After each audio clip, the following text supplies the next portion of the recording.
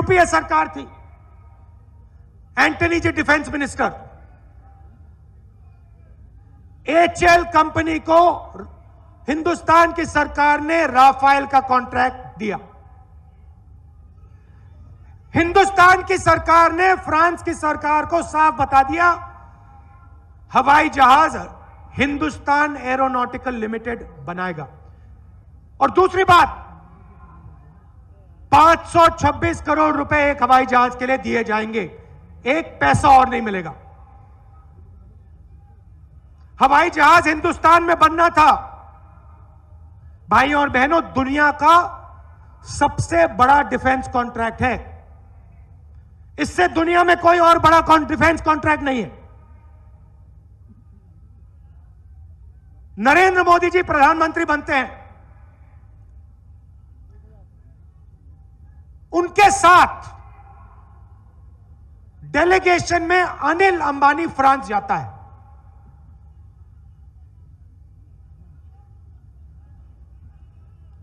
हवाई जहाज में नरेंद्र मोदी, अनिल अंबानी फ्रांस पहुंचते हैं।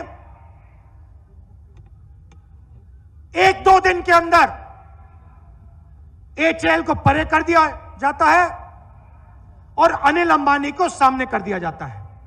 हिंदुस्तान के डिफेंस मिनिस्टर पर्रिकर साफ कह देते हैं प्रेस को, मुझे कुछ नहीं मालूम, मुझे अनिल अंबानी के बारे में, नए कॉन्ट्रैक्ट के बारे में कुछ नहीं मालूम। पूछना है आप प्रधानमंत्री से पूछिए, उनका स्टेटमेंट है। भाइयों और बहनों, 526 करोड़ का हवाई जहाज 1600 करोड़ रुपए में नरेंद्र मोदी ने डासॉल्ट कंपनी से खरीदा। कॉन्ट्रैक्ट मिलने से 10 दिन पहले अनिल अंबानी नई कंपनी खोलता है, ढांचा खोखली कंपनी। 10 दिन पहले, 10 दिन बाद उसी कंपनी को राफेल का कॉन्ट्रैक्ट मिल जाता है। कंपनी ने उससे पहले कुछ नहीं किया, 10 दिन पहले खुली और दुनिया का सबसे बड़ा कॉन्ट्रैक्ट उसको मिल जाता है।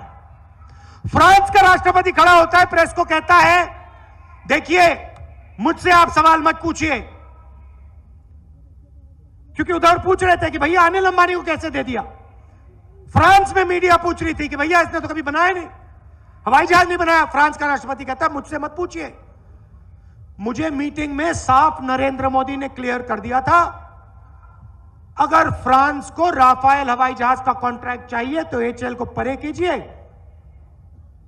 अनिल अंबानी को कॉन्ट्रैक्ट दीजिए।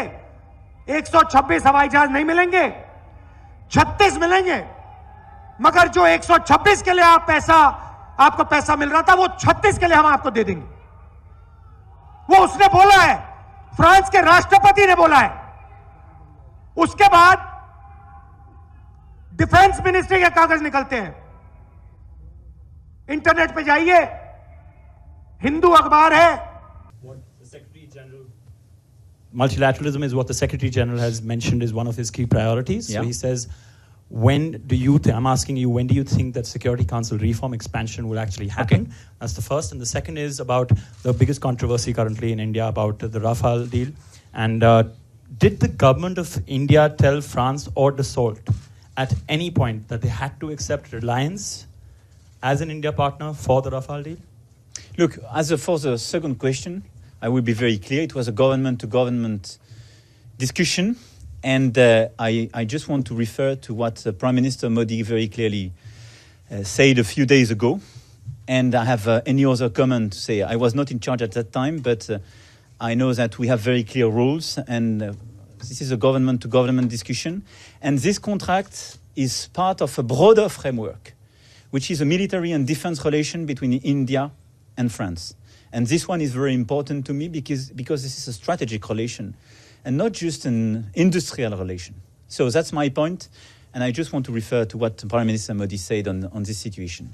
As for multilateralism, if you listen to me carefully, I supported and clearly endorsed the process launched by the Secretary General. I'm not in charge of the timetable, and I'm not the one to lead it, but I will support it, and it is the Secretary General to explain and say in details when it will be feasible. But I do believe we have to broaden precisely our way to cooperate in the different fora of regulation. That's why I do support the fact that we have to reform the G7. That's what I expressed and explained during my speech, and we will make some proposals to the other members in order precisely to take into consideration this new reality.